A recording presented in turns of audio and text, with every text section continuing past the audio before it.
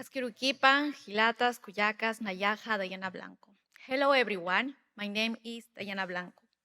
I am an Aymara indigenous woman from Oruro, Bolivia.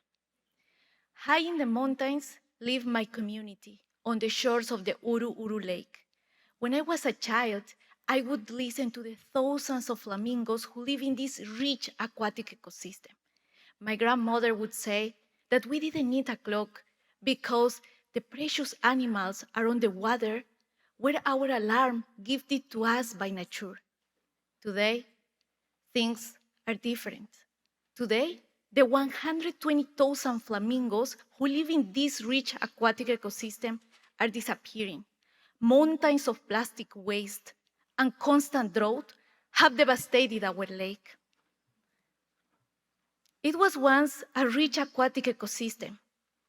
Since 2019, illegal mining companies have invaded our territories, and they have leached into the waters pollutants, and also they dumped a lot of plastics. This destruction has occurred despite Bolivia being one of the few countries who recognize the rights of nature. We used to drink and fish from the water, but now it's not possible anymore. So we had at that time only two options. The first one was to become climate refugees, or the second one was to fight back. So with my community, we decided to fight back because it's the only house that we have. And we use the traditional knowledge of our ancestors. In the past, my ancestors used totoras for purifying the waters for cattle rising.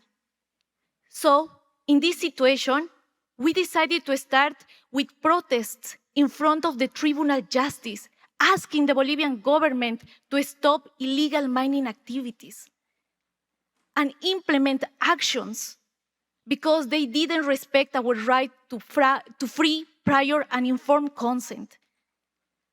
But mining companies have bribed high quantity of money on local authorities.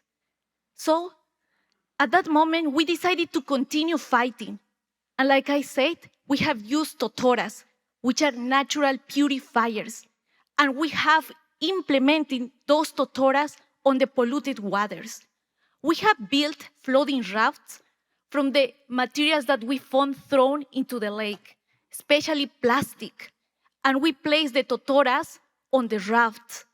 The first 300 totoras, they took root, they work. That is the reason because I am here to tell you that the power of nature is helping us to tackle this crisis.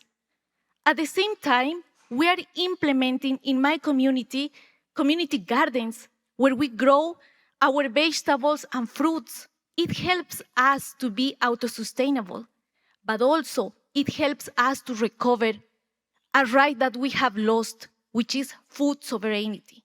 Today, I am here to share with you how we have taken action, but also to invite all of you to include this traditional knowledge on all solutions that you are designing.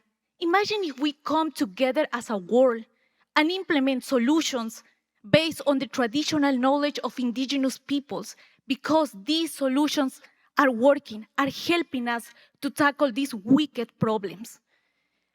And also, I want to share with you today that we have tested with a laboratory these waters where we had placed totoras. The pollutants were absorbed in 30%. Lastly, I want to share a value and a principle that we have in my community, which is summa camaña. What it means, living in harmony, living in balance with earth. We need to live with earth and not live from the earth. We need to think what future we want to leave for the next generations, because we need to work together for our common house. Thank you.